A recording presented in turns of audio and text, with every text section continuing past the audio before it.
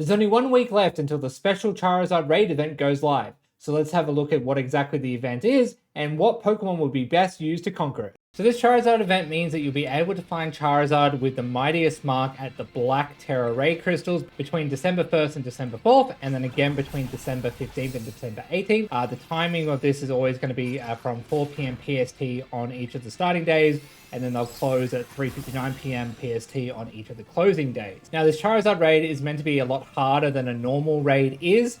It has been speculated that it might be a 7-star raid. So what that means is that the 7-star raid is going to be even tougher than what we currently have with 6-star raids. If you haven't done a 6-star raid yet, they basically have Pokemon that are level 90, and when you catch them, they become level 75. So they are very strong compared to the normal raid battles you might be having. There will also be a time when it basically gets like a terrestrialization shield, and you need to terrestrialize to get that shield down.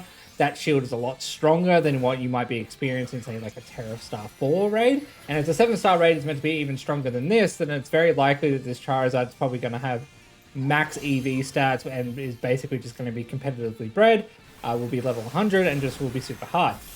If it's not the 7-star raid, then it'll just be like the 6-star raids, which at the moment are pretty tough in general. Now, if you don't know how to unlock 6-star raids, you basically need to complete the entire game.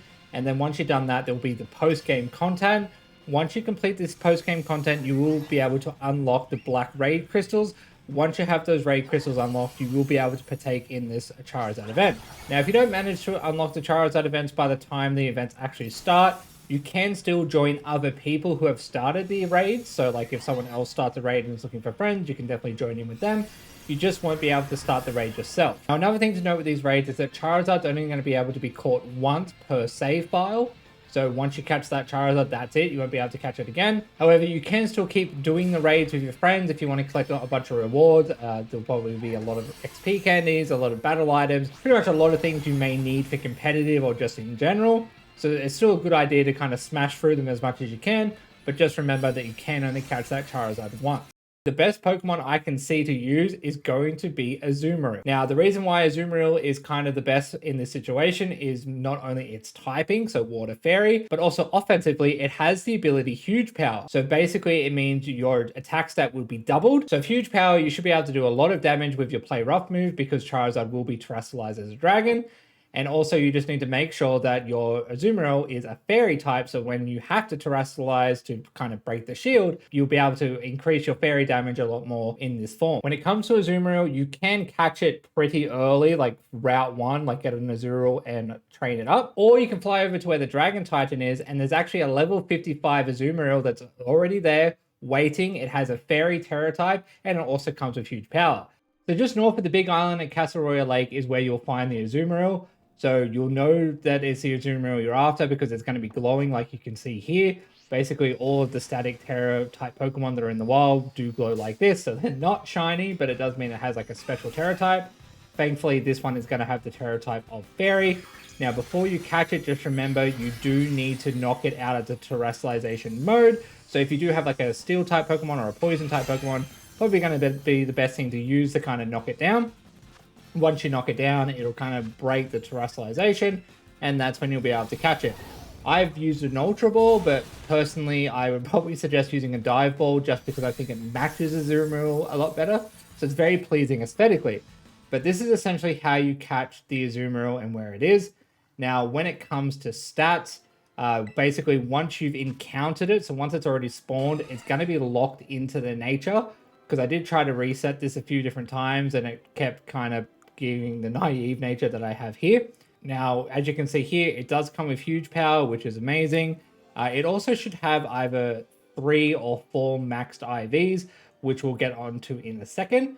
Now, with this Azumarill, what I suggest doing is putting it in your box and then fly over to the major mart town so that you can go ahead and get some proteins to boost its attack. And we'll kind of basically boost this thing to make it as strong as possible. So when we get over to the main city, we're looking for Chansey Supply. It's on the right-hand side of the center part of the town. This is where you can buy all of your stat boosting items. Now, the items themselves, you need 26 items to kind of boost that stat to max value. When you are boosting stats, you can only basically boost 2 stats to max, so 255 each. You can use money or you can use LP. Like you saw there, I used 16 proteins with money, 10 with LP.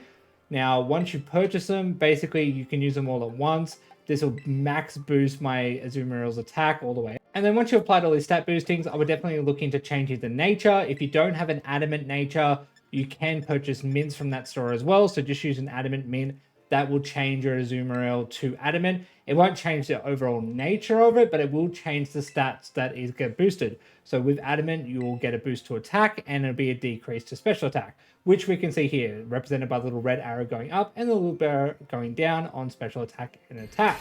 Now after this, we want to head over to Delibird Presents, which is on the left-hand side of the central area, because this is where we can buy some bottle caps.